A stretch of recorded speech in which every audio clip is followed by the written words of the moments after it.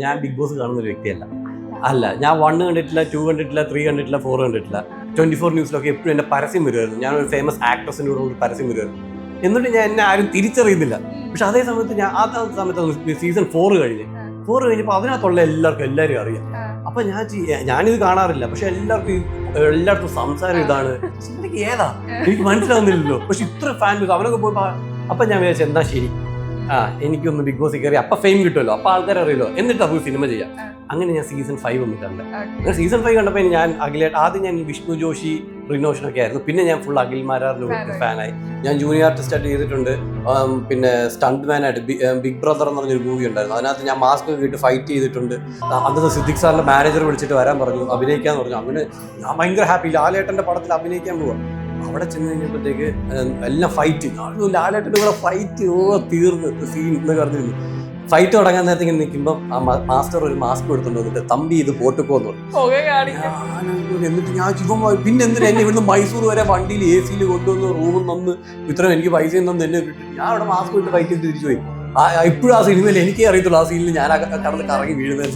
ഞാൻ ബാക്കിലോട്ട് തിരിഞ്ഞു നോക്കി സങ്കടപ്പെടുന്ന ഒരാളല്ല. ഞാൻ മുന്നോട്ട് യാത്ര ചെയ്യാൻ ആഗ്രഹിക്കുന്ന ആളാണ്. ഞാൻ ഫസ്റ്റ് ഓഫ് ഓൾ ഇൻട്രോവേർട്ടാണ്. അപ്പോൾ ഞാനുമായിട്ട് എല്ലാവരും കണക്ട് ആയി വരാൻ ടൈം എടുക്കും. പക്ഷെ കണക്ട് ആയി കഴിഞ്ഞാൽ ആരും എന്നെ വിട്ട് പോയിട്ടുമില്ല. അറ്റ്ലീസ്റ്റ് നമ്മൾ റീൽസെങ്കിലായിരിക്കും. അതാണല്ലോ ഇപ്പോഴത്തെ ഫ്രണ്ട്ഷിപ്പിന്റെ ഒരു സംഭവം. വേറൊരു കൂട്ടുകാരുണ്ട്, അവ 24 ഫ്രണ്ട്ഷിപ്പിനെ പൊക്കിക്കൊണ്ട് റീലായിരിക്കും. ഞാൻ മൈൻഡ് ചെയ്യില്ല. ഇപ്പൊ കൂടുതൽ ഫ്രണ്ട്ഷിപ്പ് ആൾക്കാർ വന്നിട്ടുണ്ട്. ഇപ്പൊ ജാസ്മിൻ ഗബ്രി നമ്മുടെ നല്ല സുഹൃത്തുക്കളാണ്. നമ്മുടെ സിജോയായിട്ട് അവിടെ ഞങ്ങൾ അടിയായിരുന്നു. പക്ഷെ സിജോയായിട്ട് നമ്മൾ നല്ല ഫ്രണ്ട്ഷിപ്പായി. സിംഗിൾ ആണ്, പക്ഷെ ലൈഫിൽ ഞാൻ നല്ലൊരാൾ വരാൻ വേണ്ടി വെയിറ്റ് ചെയ്യും. ലൈഫ് എനിക്കൊരു ഫാമിലി ലൈഫ് എൻ്റെ ഡ്രീമാണ്. പക്ഷെ അത് ചിലപ്പോൾ ലേറ്റ് ആയിട്ടായിരിക്കും. ഉടനെ ചിലർ 28 വയസ്സായി, 28 വയസ്സായി, 28-30 എന്നൊക്കെ പറയാം. അതൊന്നുമില്ല. ഫാമിലി എപ്പോൾ നമ്മൾ റെഡിയാണോ, എപ്പോൾ നമ്മളെ പെർഫെക്റ്റ് പാർട്ട്ണറിനെ കിട്ടുന്നോ അപ്പം മതി. ഇപ്പം നമ്മൾ എല്ലായിടത്തും ഡിവോഴ്സ്. എനിക്ക് അങ്ങനെ ഒരു ചാൻസ് വേണ്ട എന്നുള്ളതാണ്. ഇനിയും പറയാൻ പറ്റില്ല. ഇനി എൻ്റെ ലൈഫിൽ എന്തൊക്കെ നടക്കുന്ന അറിയത്തില്ല. ചിലപ്പോൾ ഇത് തന്നെയായിരിക്കും നടക്കാൻ പോകുന്നത്. ഒന്നും പറയാൻ പറ്റില്ല. ചിലപ്പോൾ ഞാൻ കല്യാണം കഴിക്കാത്ത ഒരു സന്യാസ ജീവിതം, ഞാൻ ഉണ്ടി മുഴുവൻ നരേന്ദ്രമോദി, ഞങ്ങളെല്ലാവരും സിംഗിൾ ഗ്യാങ്ങിലോട്ട് മാറേണ്ടി വരും. എന്തിനാ AC നോക്കി വേർക്കുന്നത്? നിങ്ങൾക്ക് ഇഷ്ടപ്പെട്ട AC ബ്രാൻഡുകളുടെ ഒരു വൈഡ് റേഞ്ച് തന്നെ ഇവിടെയുണ്ട്. ലോകോത്തര ബ്രാൻഡുകൾ, original products, wide range. MyG future. Hi, hello, നമസ്കാരം. സൈന സർപ്ലസിന്റെ എല്ലാ പ്രേക്ഷകർക്കും സ്വാഗതം. ഇന്ന് ഞാനൊരു ഗസ്റ്റിനെ കൊണ്ടുവന്നിട്ടുണ്ട്. ബഹളം പിടിച്ചൊരു മാച്ചിന്റെ ഇടയ്ക്കാണ് ഞാൻ പിടിച്ചുകൊണ്ട് വന്നിട്ടുള്ളത്.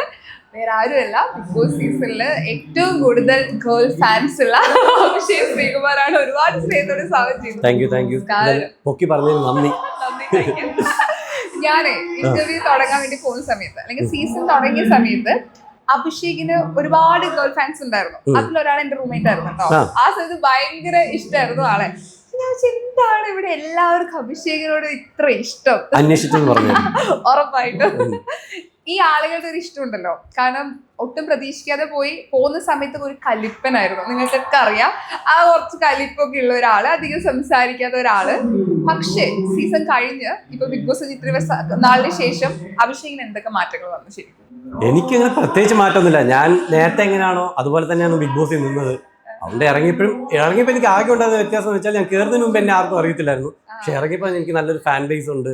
എന്നെ ഒരുപാട് പേർക്ക് അറിയാം, ഒരുപാട് പേര് എന്നെ സ്നേഹിക്കുന്നുണ്ട്. അപ്പൊ അതെനിക്കൊരു വ്യത്യാസം. അത് മാത്രമേ ഉള്ളൂ. എന്റെ ക്യാരക്ടറിന് അങ്ങനെ വലിയ വ്യത്യാസമൊന്നുമില്ല. ഞാൻ എന്താണോ അത് തന്നെ അവിടെ നിങ്ങൾ കണ്ടിട്ടുള്ളൂ. എത്ര പ്രപ്പോസൽ കിട്ടിയിട്ടുണ്ടായിരുന്നു ഇറങ്ങിയപ്പോ? അത് ഞാൻ എണ്ണിയിട്ടൊന്നുമില്ല. കുറേ വന്നിട്ടുണ്ട്. ഒത്തിരി ഉണ്ട്. കുറേ ഉണ്ട്. എനിക്ക് തോന്നുന്നു ഇപ്പൊ ആളുകൾക്ക് അറിയേണ്ടത് അഭിഷേക് സിംഗിൾ ആണോ, മിംഗിൾ ആണോ? സിംഗിൾ ആണ്, പക്ഷെ ലൈഫിൽ ഞാൻ നല്ലൊരാൾ വരാൻ വേണ്ടി വെയിറ്റ് ചെയ്യുക. അപ്പൊ റെഡി ടു മിംഗിൾ ആണോ എന്ന് ചോദിച്ചാല്, നല്ലൊരാളെ കണ്ടാൽ ഓക്കെ. ഇല്ലെങ്കിൽ നല്ലതെന്ന് വെച്ചാൽ എനിക്ക് ഇഷ്ടപ്പെടണം. ഞാൻ ഇഷ്ടപ്പെടുന്ന ആൾക്ക് എന്നെയും ഇഷ്ടപ്പെടണം, അത് വേറെ കാര്യം. പക്ഷെ എന്നാലും അവിടെ അത് വലിയൊരു പ്രൊസീജിയറാണ്. അപ്പോൾ ഇപ്പം എനിക്ക് വെച്ചാൽ എൻ്റെ കരിയർ ഫോക്കസ് ചെയ്തുകൊണ്ടിരിക്കുക. എനിക്ക് അപ്പോൾ അതിന് ഒന്നാ ടൈമില്ല. കരിയറിലാണ്. ഇപ്പോൾ ഞാൻ മൂവീസൊക്കെ ചെയ്യുന്നുണ്ട്. അപ്പോൾ അതിൻ്റെ പുറകെ ആയതുകൊണ്ട് എനിക്ക് അതിൽ ഫോക്കസ് ചെയ്യാൻ ടൈം കിട്ടുന്നില്ല. പക്ഷെ എന്നാലും ലൈഫിൽ നല്ലൊരാൾ സപ്പോർട്ടിന് വേണമെന്ന് എനിക്കുണ്ട്. പക്ഷേ ഏറ്റവും കൂടുതൽ റിസ്കി ഫാക്ടർ അത് തന്നെയാണ്. നമുക്ക് ഒരിക്കലും സിങ്ക് ആവാത്ത ഒരാളാണ് വരുന്നതെങ്കിൽ ജീവിതത്തിൽ സമാധാനം മൊത്തം പോകും. അതുകൊണ്ട് ഞാൻ അങ്ങോട്ട് ചാടിക്കേറി ഒന്നിലോട്ട് ഞാൻ പോകുന്നില്ല. അപ്പോൾ ഞാൻ കുറച്ചൊന്നൊരു വെയിറ്റ് ചെയ്ത് ടൈം എടുത്ത് മനസ്സിലാക്കി ഒരാളെ ലൈഫിൽ വേണമെന്ന് ആഗ്രഹിക്കുന്നു. ഇപ്പൊ നമ്മുടെ ഒക്കെ ഒരു പ്രായത്തില്, ഇപ്പൊ നമുക്കൊരു റിലേഷൻഷിപ്പ് ബ്രേക്കപ്പ് ഒക്കെ കഴിഞ്ഞിരിക്കുന്ന ആളാണെങ്കിൽ ഒരു പുതിയ റിലേഷൻഷിപ്പ് നമ്മൾ 100 ആലോചിക്കും. ദൈവമേ, ഒരു സോൾമേറ്റ് ആയിരിക്കും. പിന്നെ ഒരു മറ്റേ ചൂടുവെള്ളത്തിൽ വീണ പൂച്ചയായിരിക്കും. അതുകൊണ്ട് നമുക്കൊരു കല്യാണമേ വേണോ, ഇനി നമുക്ക് കല്യാണം കഴിക്കാതിരിക്കുമോ, ഇനി അടുത്ത തലമുറ, അങ്ങനെ പല ചോദ്യങ്ങൾ നമുക്ക് ഉണ്ടാവും. എങ്ങനെയാ ശരിക്കും ഒരു സോൾമേറ്റ് എങ്ങനെ നമുക്ക് തിരിച്ചറിയാൻ പറ്റുക, അല്ലെങ്കിൽ എങ്ങനെയായിരിക്കും അത് കണ്ടെത്താൻ പറ്റുക? ഒന്നുമില്ല, നമ്മൾ കുറച്ച് സംസാരിക്കുമ്പോൾ നമുക്ക് ആ വൈബ് കിട്ടും. അപ്പൊ എന്തായാലും ഞാൻ ഈ അറേഞ്ച്ഡ് മാരേജിനോട് വലിയ താല്പര്യമില്ലാത്ത ആളാണ്. അപ്പൊ അതായത് പെട്ടെന്ന് ഒരാളെ കണ്ട് ആ ആളെ കുറിച്ച് നമുക്കൊന്നും അറിയത്തില്ല, ആളുടെ ഹിസ്റ്ററി അറിയില്ല, ആളുടെ ക്യാരക്ടർ അറിയില്ല. ചിലപ്പോൾ നമ്മളൊന്ന് പ്രേമിക്കുമ്പോഴായിരിക്കും ഇവരുടെ ക്യാരക്ടർ ഒന്ന് മാറുന്നത്. നമ്മൾ ഫ്രണ്ട്സ് ആയിരിക്കുന്നതും ഒരു റിലേഷൻഷിപ്പിൽ ഇരിക്കുമ്പോൾ തമ്മിലുള്ള ക്യാരക്ടേഴ്സ് ഭയങ്കര ഡിഫറെൻ്റ് ആണ്. അപ്പോൾ നമ്മൾ ഇപ്പോൾ ഫ്രണ്ട് ആയിരിക്കുമ്പോൾ ആ വൈബും എല്ലാ കാര്യവും സെറ്റ് ആകുമ്പോൾ ഒരു നെക്സ്റ്റ് സ്റ്റെപ്പ്, ആൾക്കും താല്പര്യം ഉണ്ടെങ്കിൽ നെക്സ്റ്റ് സ്റ്റെപ്പ് എന്ന് വെച്ചാൽ ഒരു പ്രണയത്തിലോട്ട് പോവാം. അപ്പം നമുക്ക് കുറച്ച് വ്യത്യാസങ്ങൾ മനസ്സിലാവും. എന്തായാലും ആ ഒരു ക്യാരക്ടർ ആയിരിക്കില്ല, ഇത്ര നാൾ പൊസസീവ് ആയിരിക്കില്ല. ചിലപ്പം അവള് വേറൊരു ആ ചെറുക്കനെ കുറിച്ച് പറയുമ്പോൾ അതിനെന്താ പോയി നോക്ക് നീ എന്നൊക്കെ പറയുമായിരിക്കും. പക്ഷെ പ്രണയത്തിലായി കഴിയുമ്പോൾ അവള് പറയും വേണ്ട, ആ ഒരു തോന്നൽ നമുക്ക് വരും. അപ്പൊ ഒരു ഡിഫറൻസ് ഉണ്ട്. നമ്മൾ എന്തൊക്കെ പറഞ്ഞാലും ആ ഡിഫറൻസ് ഉണ്ട്. നല്ലൊരു ഫ്രണ്ട്സിന് നല്ലൊരു റിലേഷൻഷിപ്പ് ആവാൻ പറ്റും. പക്ഷെ ആ നല്ലൊരു റിലേഷൻഷിപ്പ് ആവണമെങ്കിൽ ഇങ്ങനത്തെ കുറെ ഫാക്ടേഴ്സ് ഉണ്ട്, അതും സെറ്റ് ആണോ. എന്നിട്ട് ഈ ലൈഫ് പാർട്ട്ണർ ആവുന്നതിനോടാണ് എനിക്ക് താല്പര്യം. ഒരു കല്യാണം എന്നൊക്കെ പറഞ്ഞത് ഇപ്പൊ എന്തായാലും ഞാൻ കല്യാണം എന്നൊരു കൺസെപ്റ്റ് ഒന്നും ഇല്ല. പക്ഷെ എന്തായാലും ഞാൻ അങ്ങനെ ലൈഫ് പാർട്ട്ണർ പറഞ്ഞെങ്കിൽ ഇങ്ങനെ കുറെ പ്രൊസീജിയേഴ്സ് ഉണ്ട്. അങ്ങനെ പ്രൊസീജിയേഴ്സിൽ ഇതുവരെ എനിക്ക് ഫ്രണ്ട്സ് പോലും ആയിട്ടില്ല. കുറച്ച് നല്ല കുറച്ച് ഫ്രണ്ട്സ് ഉണ്ട്, പക്ഷെ അവർ അങ്ങനെയൊന്നും ഞാൻ കണ്ടിട്ടുകൂടിയില്ല. അപ്പൊ നമുക്ക് അടുത്തൊരു സ്റ്റെപ്പ് പോകണമെങ്കിൽ പോലും അവർ ആ രീതി കാണാൻ പോലും എനിക്ക് പറ്റൂല. ആ രീതിയിൽ എനിക്ക് നല്ല ഫ്രണ്ട്സ് പറയുന്നത്. ഈ സൗഹൃദം ചൂസ് ചെയ്യുമ്പോഴും ഇങ്ങനെ ഇതുപോലെ കുറച്ച് നമുക്ക് പറ്റിയിട്ടുള്ള ആളുകള് അതിലുണ്ട്. ഇപ്പൊ നമ്മളൊരു ഒരു കാലഘട്ടം വരെ നമുക്ക് എല്ലാവരും ഫ്രണ്ട്സ് ആയിരിക്കും. പക്ഷെ ഒരു വർഷങ്ങൾ കഴിയുന്നത് നമുക്ക് ചുരുക്കി ഒരു വിരലെണ്ണാൻ പറ്റുന്ന ആളുകൾ മാത്രമേ ഉള്ളൂ ഒരു സുഹൃത്ത് എന്ന് പറയാൻ വേണ്ടിയിട്ട്. സൗഹൃദത്തിൽ അതുപോലെ തന്നെ ഒരു പെട്ടെന്ന് ആളുകളായിട്ട് മിങ്കിൾ ചെയ്യാത്ത കുറച്ച് സമയം എടുത്ത്. ഞാൻ ഫസ്റ്റ് ഓഫ് ഓൾ ഇൻട്രോവേർട്ട് ആണ്. അപ്പൊ ഞാനുമായിട്ട് എല്ലാവരും കണക്ട് ആയി വരാൻ ടൈം എടുക്കും. പക്ഷെ കണക്ട് ആയി കഴിഞ്ഞാൽ ആരും എന്നെ വിട്ട് പോയിട്ടുമില്ല. അതാണ് ഏറ്റവും രസം. ഇപ്പോഴും എനിക്ക് എൻ്റെ 3ാം ക്ലാസ്സിൽ പഠിച്ച എൻ്റെ സുഹൃത്തുക്കളുണ്ട്. അന്ന് എനിക്കിപ്പോഴും ഞാനും എൻ്റെ വലകൈ ഇടകൈ എന്ന് പറഞ്ഞിട്ട് 2 പേരുണ്ടായിരുന്നു. ഒരു ലോകേഷ്, അരുൺ എന്ന് പറഞ്ഞു. ഞാൻ തമിഴ്നാട്ടിലായിരുന്നു. അവരിപ്പോഴും എൻ്റെ ഫ്രണ്ട്സാണ്. ഞാൻ ഇപ്പോഴും ഈയിടെ ഞാൻ കോയമ്പത്തൂർ പോയപ്പോൾ അവർ വീട്ടിൽ പോയി. അപ്പോൾ അവരൊക്കെ ഇപ്പോഴും ഉണ്ട്. അപ്പോൾ അതായത് എൻ്റെ കൂടെ അത്രയും നിൽക്കുന്ന ആൾക്കാർ എൻ്റെ ലൈഫ് ലോങ് ഉണ്ടാവും. ഇപ്പോൾ സ്കൂളിൽ ഞാൻ അല്ലാതെ പിന്നെ ഈ 9th 10th അന്നത്തെ എൻ്റെ ബെസ്റ്റ് ഫ്രണ്ട്സ് ഇപ്പോഴും എൻ്റെ ബെസ്റ്റ് ഫ്രണ്ട്സ് ആണ്. ഞാൻ കോളേജിൽ പഠിക്കുമ്പോൾ എനിക്കൊരു ഗ്യാങ് ഉണ്ടായിരുന്നു. അവരിപ്പോഴും ഇപ്പോഴും അറ്റ്ലീസ്റ്റ് നമ്മൾ റീൽസ് എങ്കിലും അയക്കും. അതാണല്ലോ ഇപ്പോഴത്തെ ഫ്രണ്ട്ഷിപ്പിൻ്റെ ഒരു സംഭവം.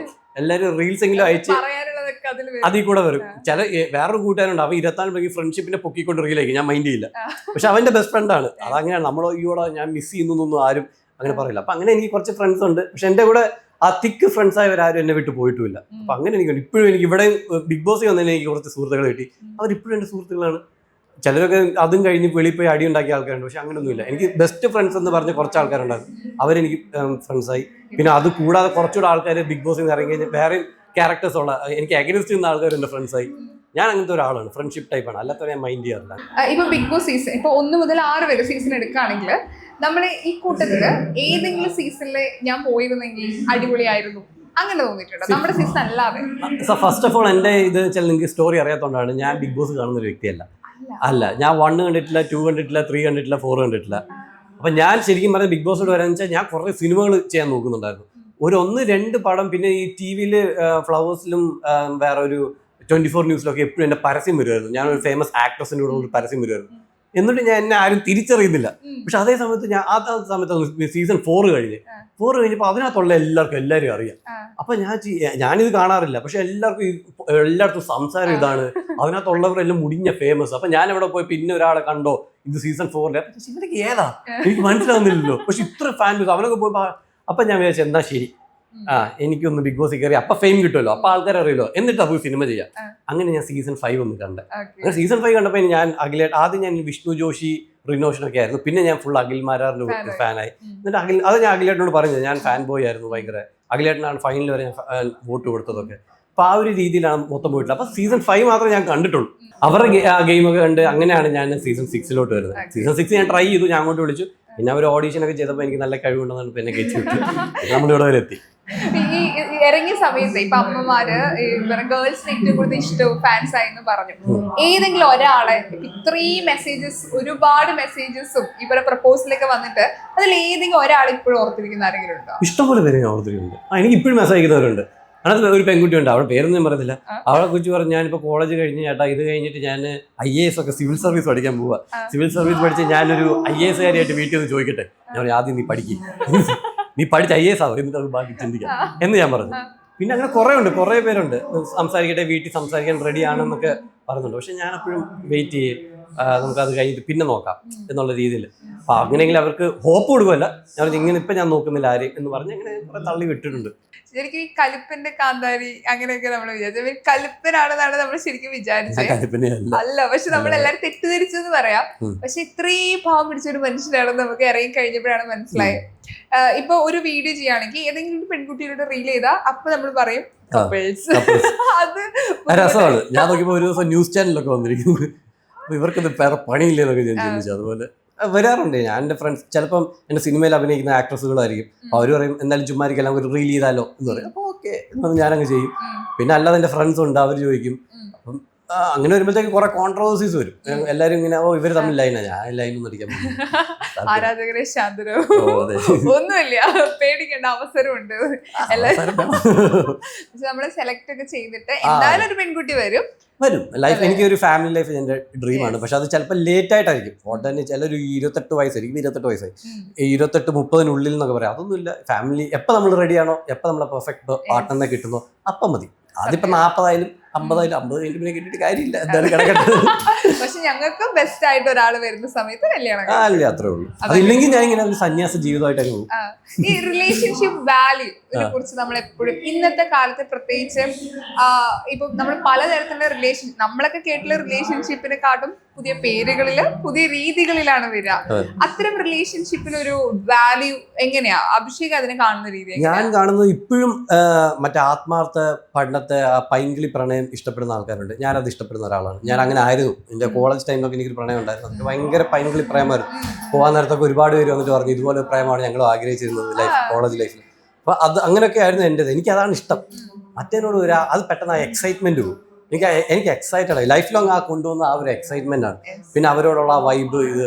അപ്പം ബാക്കി ഫിസിക്കലി ഒക്കെ എന്ന് പറഞ്ഞാൽ അത് ഒരു 2 months 3 months അത് കഴിഞ്ഞു അവർ.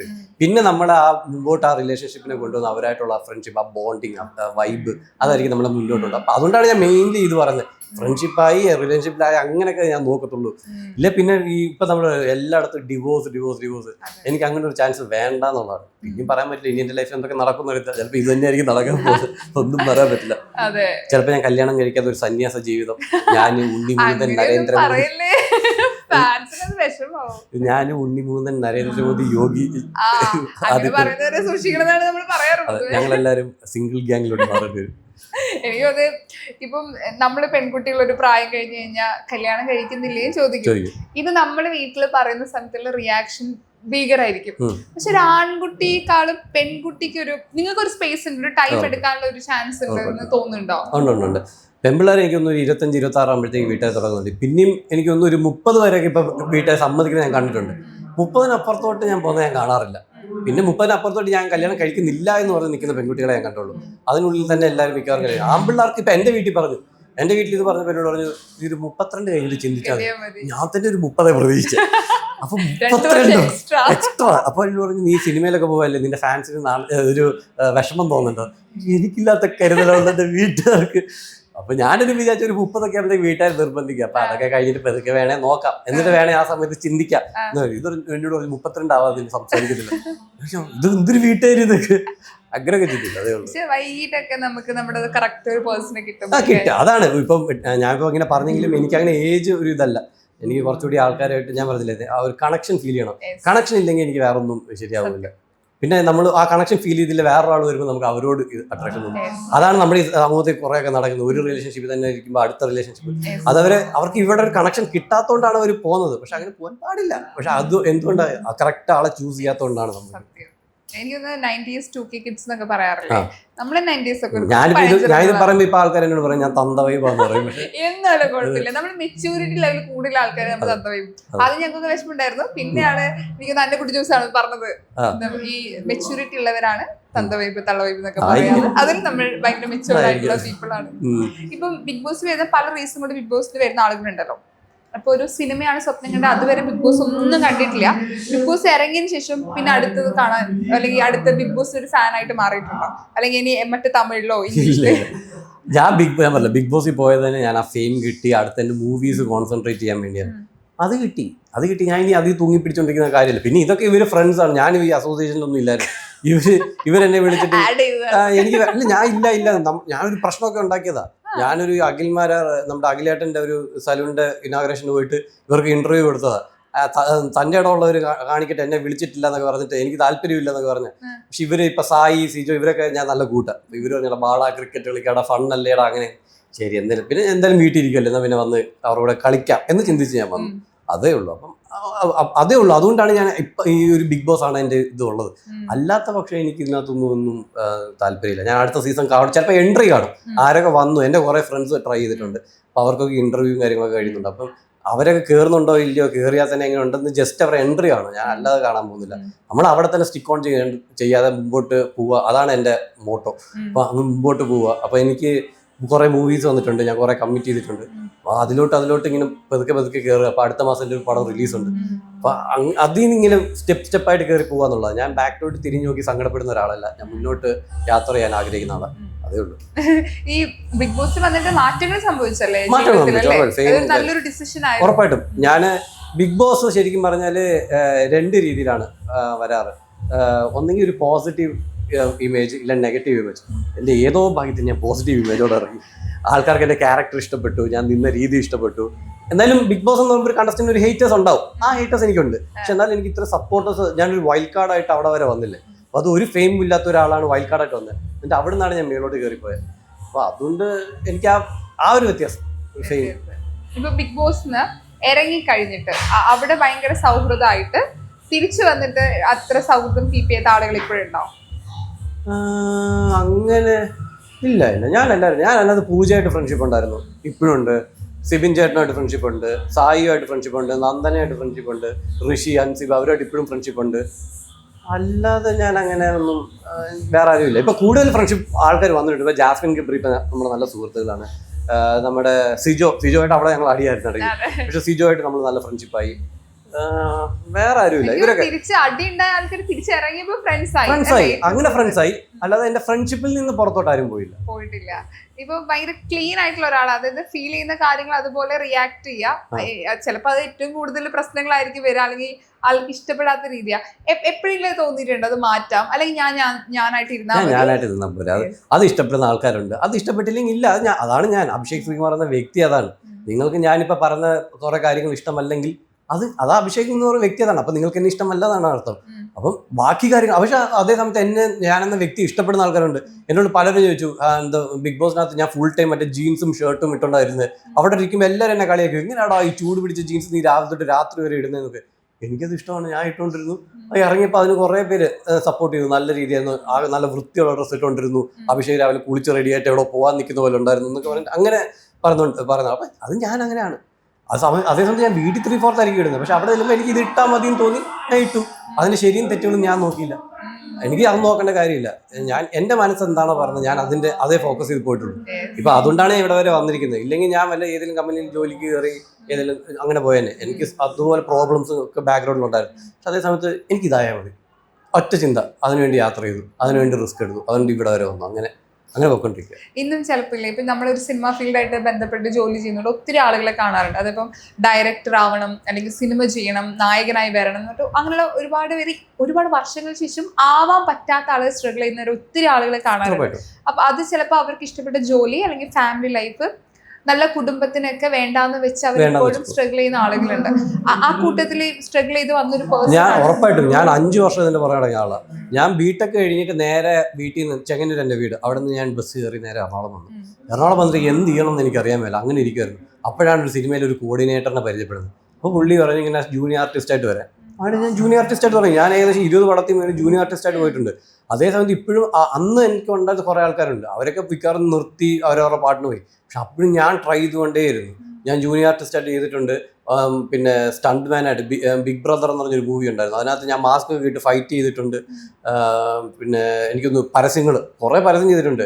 മറ്റേ നമ്മുടെ രാജുവേട്ടൻ്റെ കൂടെ ഒരു പരസ്യം ചെയ്തിട്ട് ഞാൻ വീട്ടിൽ വലിയ കാര്യത്തിൽ പറഞ്ഞു എൻ്റെ പരസ്യം വരുമ്പോൾ. കാരണം രാജുവേട്ടൻ എന്നോട് ഡയലോഗ് പറഞ്ഞൊക്കെ ഉണ്ട്. ഞാൻ ഭയങ്കര. അപ്പോൾ അന്ന് നമ്മൾ അത്രയും കഷ്ടപ്പെട്ട് ആ ഒരു ഓപ്പർച്യൂണിറ്റി, ഒറ്റ ഡയലോഗേ ഉള്ളൂ. രാജുവേട്ടൻ നോക്കി പറയുന്നു, ഞാൻ തിരിച്ചെന്തോ പറയുന്നു. പരസ്യം വന്നപ്പോൾ എൻ്റെ കയ്യിലൊരു ചരടുണ്ട്. അന്ന് ഞാൻ പിടിച്ചോളാം എൻ്റെ ചരട്. എനിക്ക് ദേഷ്യം വന്നു, സങ്കടപ്പെട്ടു പോയി. ഞാൻ അതിന് ഭയങ്കര കരച്ചിലൊക്കെ വന്നു. കാരണം അത്രയും കഷ്ടപ്പെട്ടിട്ടും സ്ട്രഗിൾ ചെയ്തിട്ടും കിട്ടിയൊരു അവസരം അതും പോയി. ബിഗ് ബ്രദറിൽ ഇതുപോലെയായിരുന്നു. നമ്മുടെ അന്നത്തെ സിദ്ദിഖ് സാറിൻ്റെ മാനേജർ വിളിച്ചിട്ട് വരാൻ പറഞ്ഞു, അഭിനയിക്കാന്ന് പറഞ്ഞു. അങ്ങനെ ഞാൻ ഭയങ്കര ഹാപ്പി. ലാലേട്ടൻ്റെ പടത്തിൽ അഭിനയിക്കാൻ പോവുക. അവിടെ ചെന്ന് കഴിഞ്ഞപ്പോഴത്തേക്ക് എല്ലാം ഫൈറ്റിങ്, ലാലേട്ടൻ്റെ കൂടെ ഫൈറ്റ് തീർന്ന് സീൻ എന്നൊക്കെ പറഞ്ഞിരുന്നു. ഫൈറ്റ് തുടങ്ങാൻ നേരത്തെ ഇങ്ങനെ നിൽക്കുമ്പോൾ ആ മാസ്റ്റർ ഒരു മാസ്ക് എടുത്തോണ്ട് വന്നിട്ട് തമ്പി ഇത് പോട്ടുക്കോന്ന് പറഞ്ഞു. എന്നിട്ട് ഞാൻ പിന്നെ എന്തിനാ എന്നെ ഇവിടുന്ന് മൈസൂർ വരെ വണ്ടിയിൽ AC കൊണ്ടുവന്ന് റൂമിൽ നിന്ന് ഇത്രയും എനിക്ക് പൈസയും തന്നു എന്നെ വിട്ടിട്ട് ഞാൻ അവിടെ മാസ്ക് ഇട്ട് ഫൈറ്റ് ചെയ്ത് തിരിച്ചു പോയി. ഇപ്പോഴും ആ സിനിമയിൽ എനിക്കേ അറിയത്തുള്ളൂ ആ സീനിൽ ഞാൻ കടന്ന് കറങ്ങി വീഴുന്നത്. ഇനി ഞങ്ങൾ നോക്കും, കറങ്ങി വീഴുന്ന ആളെ നോക്കും. പക്ഷെ അത് ഭയങ്കര വിഷമുള്ള ഒരു കാര്യം. അപ്പൊ അങ്ങനെ സ്ട്രഗിൾ ചെയ്തു. അപ്പം ഞാനിപ്പോ വന്ന് നിൽക്കുന്ന ഇപ്പോഴും ഉറപ്പായിട്ടും എന്നെ അറിയുന്ന ഒരുപാട് പേരുണ്ട്. ആ ജൂനിയർ ആർട്ടിസ്റ്റ് ആയിട്ട് വന്ന് ഇവിടെ വരെ വന്ന്, അപ്പൊ ആ ജൂനിയർ ആർട്ടിസ്റ്റ് ആൾക്കാരായിട്ട് നടക്കുന്ന അവർക്കൊരു ശരിക്കും പറഞ്ഞാൽ പ്രചോദനമായിട്ടാണ് ഞാൻ കാണുന്നത്. നിങ്ങൾ വിട്ടു പോകേണ്ട കാര്യമില്ല, വിചാരിച്ചാൽ എത്താം എന്നുള്ളത്. അതിൽ ഏറ്റവും വലിയ ഇതാവാൻ പോകുന്നത്, മോട്ടിവേറ്റ് ആവാൻ പോകുന്നത് അടുത്ത മാസം എൻ്റെ പടം, ഞാൻ മെയിൻ ലീഡായിട്ടുള്ള ഒരു പടം ഇറങ്ങുമ്പോഴും. അപ്പൊ അത് ഇറങ്ങുമ്പോൾ അത് കുറച്ചുകൂടി, കാരണം താഴേന്ന് ഇങ്ങനെ ഞാൻ ഓരോ സ്റ്റെപ്പും, കാരണം എല്ലാ ജനങ്ങളും എൻ്റെ ഓരോ സ്റ്റെപ്പും കണ്ടുകൊണ്ട് ഞാൻ ജൂനിയർ ആർട്ടിസ്റ്റായിട്ട് വന്നു, സ്റ്റൺമാനായി നിന്നു. അത് കഴിഞ്ഞ് ഞാൻ ഇങ്ങനെ ഇപ്പം ബിഗ് ബോസിൽ കയറി, അവിടുന്ന് ഞാൻ സിനിമയിൽ വന്നു. അപ്പൊ എൻ്റെ ഓരോ സ്റ്റെപ്പും ജനങ്ങൾ കാണുന്നുണ്ട്. അപ്പൊ ഇത് എന്നെ പോലത്തെ സാധാരണക്കാർക്കൊരു ഒരു മോട്ടിവേഷൻ ആയിരിക്കും. സീരിയസ്ലി.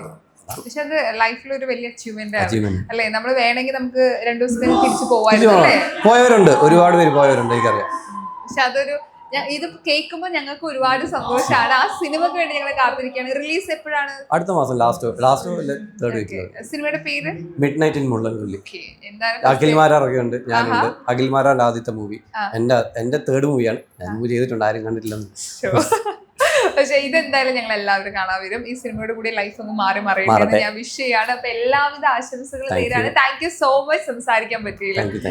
എന്തിനാ AC നോക്കി വേർക്കുന്നത്? നിങ്ങൾക്ക് ഇഷ്ടപ്പെട്ട AC ബ്രാൻഡുകളുടെ ഒരു വൈഡ് റേഞ്ച് തന്നെ ഇവിടെയുണ്ട്. ലോകോത്തര ബ്രാൻഡുകൾ, original products, wide range. MyG future.